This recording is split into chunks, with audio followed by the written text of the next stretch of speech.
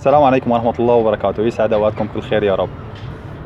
سؤال واحد بيتكرر عندي من 8 سنوات لهلا، طبعا مثل ما بيعرف البعض اني انا مقيم بتركيا من عام 2011. سؤال واحد بيتكرر: قديش بكفيني انا مصروف شهري بتركيا؟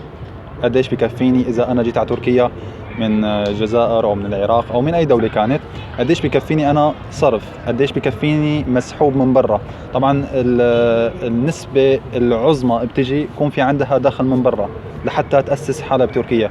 يعني بعض الاشخاص بيجي من العراق او بيجي من الجزائر او بيجي من مصر يكون عنده دخل معين، بيكون متقاعد او بيكون في عنده عمل خاص فيه وبيجي يدخل منه، فعنده موضوع القلق: انا قديش راح اصرف في الشهر؟ قديش انا راح يدخل لي مصروف في الشهر؟ قديش بكفيني اصرف في تركيا؟ قديش اسعار البيوت؟ قديش راح اصرف بالماركت؟ قديش راح اصرف بالسوق؟ بهالامور هي راح نحكي عنها بالتفصيل. لكن قبل ما ادخل الموضوع، انا صدفة قبل ما افتح هذا الفيديو شفت فيديوهات عم تحكي على معيشة ب 200 دولار بتركيا بأي محافظة كانت، مو مهم. طيب أنا المحافظات بتختلف، اسطنبول عن أنقرة عن بولو عن محافظات ثانية كلها بتختلف أسعار الشقق، لكن رح نحكي هلأ بالعموم ووضح لك قديش سعر الشقة ممكن تلاقيها وقديش بكفيك مصروف شهري وقديش لازم تدفع فواتير وأكل وشرب وإلى آخره على حسب عدد الأشخاص اللي عندك. طيب، أولا 200 دولار العيشة فيها ما حقول لك مستحيلة لكن صعبة جدا. ليش؟ اليوم 200 دولار على سعر صرف الدولار اليوم، نحن بتاريخ اتوقع 26/3/2019 طبعا، تقريبا بتعمل 1100 ليرة تركي ال 200 دولار، لأن سعر صرف الدولار 580، فبتعمل 1130 ليرة تركي. طيب، قديش أجار البيوت؟ أجار البيوت حتلاقي أنت أسعار البيوت مثل أي دولة كانت، حتلاقي سعر بيت ب 300 ليرة تركي، وحتلاقي سعر بيت ب 3000 تركي، حتلاقي سعر بيت ب 50 دولار، حتلاقي سعر بيت ب 500 دولار. فهذا الموضوع نتفق عليه كلياتنا انه في بيوت وين ما كان باسعار مختلفه، لكن هالبيوت شو هي المواصفات اللي بتحويها؟ شو هي المنطقه اللي بتحويها بغض النظر عن المحافظه؟ يعني محافظه اسطنبول طبعا تفرق تماما عن محافظه انقره مثلا، لكن المنطقه اللي فيها الشقه او المنطقه اللي فيها البيت، هل هي منطقة آمنة؟ هل هي منطقة متروكة أو مهجورة من أهلها؟ هي منطقة فيها مافيات أو العصابات اللي بالأصل ما حدا بيرضى يسكن فيها، لأنه بالأصل ما فيها أمان، ما بتأمن على حالك. ومثل ما بنعرف أو مثل ما سمع البعض عن عمليات السرقة اللي كان بالأصل ما موجودة بمناطق آمنة. طيب، قديش المتوسط لسعر الشقق لكن؟ قديش أنا ممكن، يعني إذا جيت راح أعطيك المعلومة لك كشخص من الطبقة، يعني المعظم هو بصراحة مثلنا من الطبقة الوسطى وما دون، قديش لازم أنا أصرف شهريا؟ صديقي، من 8 سنوات بتركيا، راح أعطيك خبرة 8 سنوات بتركيا.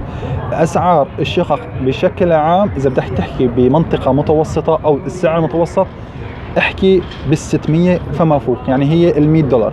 600 ممكن تلاقي بمنطقة عادية، لكن إذا رفعت السعر شوي لل700 أو 800 اللي هي 120 أو 130 دولار أو حتى 150 دولار، راح تحصل منطقة قريبة عن المركز، منطقة آمنة أكثر، فيها ناس أكثر.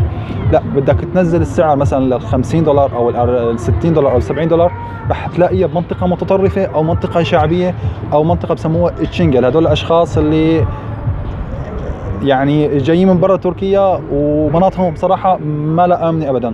فخلينا نتفق بشكل أساسي إنه 120 أو 130 لل150 هذا شكل أساسي لأجار البيت.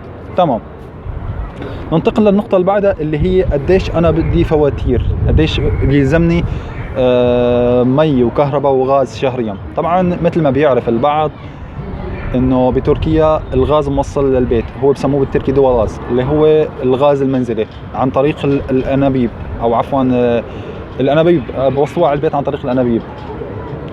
بشكل عام الغاز رخيص، لكن اذا انت استخدمت ببيتك التدفئة عن طريق الغاز اللي هو التدفئة المركزية، تجي شوي الفاتورة مرتفعة بالشتاء. يعني خلينا نفترض انه تدفئتك كلها شتويه عن طريق التدفئه المركزيه، ممكن ترتفع الفاتوره من 200 لل500، ما لا حد، على حسب انت عدد الساعات اللي عم تشغل فيها التكييف. لكن اذا في عندك دفايه غاز او صبة غاز حديثة، طبعا هي اللي أنا بستخدمها. الفاتورة عندي ما بتزيد ال100 رغم إني بشغل الدفاية أكثر من 12 ساعة، والجو حلو بشكل عام، الجو حلو. نحن حاليا بمدينة بورصة. طيب هيها موضوع الغاز، خلينا نقول بشكل وسطي 150 ليرة تركية، زائد ايجار البيت خلينا نقول 800 او 700 بشكل وسطي، صار عندنا نحن 950 ليره. هي ايجار بيت وغاز. قديش بلزمني كهرباء؟ موضوع الكهرباء هذا كمان موضوع اخر، بفواتير معينه او فواتير مختلفه. كيف انت شو اللي لازم تستخدمه بالبيت عشان تقنن موضوع الكهرباء اللي هي شوي مرتفعه بتركيا؟ إذا أنت عم تدفع على الكهرباء فالتدفئة راح تكون عالية، أو فاتورة الكهرباء راح تكون عالية جدا. إذا أنت عم تستخدم السخان أو الشوبان كمان على الكهرباء راح تيجي أيضا عالية جدا. بنصحك تكون التدفئة عن طريق الغاز، تستخدم مدفأة عادية. بنصحك أيضا يكون الحمام أيضا عن طريق الغاز، لكن مو التسخين عن طريق الغاز، عفوا عن طريق الكهرباء. موضوع الكهرباء بيحتاج شوي تدقق فيه لانه شوي مرتفع. يعني انا ممكن تجيني فاتوره الكهرباء بال200، لكن هذا مو امر ثابت، في اشخاص تجيهم 70. فمعدل وسطي، خلينا نقول ايضا فاتوره الكهرباء معدل وسطي بين ال100 وال150. صار عندنا نحن لحد هلا 1000 ليره اجار بيت وغاز وكهرباء. فاتوره المي بشكل عام مو ثابته، لكن المي بشكل عام رخيصه. يعني فاتوره المي بتتراوح من ال50 لل100 لعائله 4 اشخاص او 5 اشخاص. يعني بدنا نقول كمان 100 ليره. هنيك صار عندنا 800 ب 150 ب 150 950 1100 1200 ليره اجار بيت وكهرباء وغاز ومي. هدول عطرف، لسه نحن ما دخلنا بموضوع الاكل، حطينا 1200 ليره عطرف. طيب حنفترض نحن ما في مدارس، ما في هالامور كلاتها، بس نحن اكل وشرب. قديش بكفينا اكل وشرب كمعيشه وسطى؟ يعني معيشه عاديه، مو سوبر ونعمل شوبينج وهالامور هي، لا، معيشه عاديه جدا. بتحتاج من ال500 ل 800 ليره شهريا، يعني معدل بالاسبوع 200 ليره. كيف راح تقسمهم؟ بتقسمهم 100 ليره على شيء اسمه بازار، وهو سوق شعبي بينزل عليه 90% من الطبقات، تشتري فيه كل احتياجاتك من خضره وفواكه، وما تبقى ال100 الثانيه بتتركها للحوم والدجاج والخبز والامور الثانيه. فصار نحن عندنا 1200 و800 2000 ليره، يعني ما يعادل على سعر صرف الدولار اليوم تقريبا شيء 300 او 350 دولار. انا عم بحكي لك هيك المعيشه ممكن تقول متوسطه او تحت الوسط بشوي، هي 2000 ليره تركي، يعني ما يعادل 300 او 350 دولار. ما تبقى هو عائد لك انك انت تزيدها او تنقصها او تقنن. هذا الشيء عائد لك، التقنين بالكهرباء والتقنين بالغاز ومصروف البيت واجار البيت، هذا عائد لك. طبعا عائد لك اذا كان في اطفال واذا كان في مدارس وهالامور الثانيه.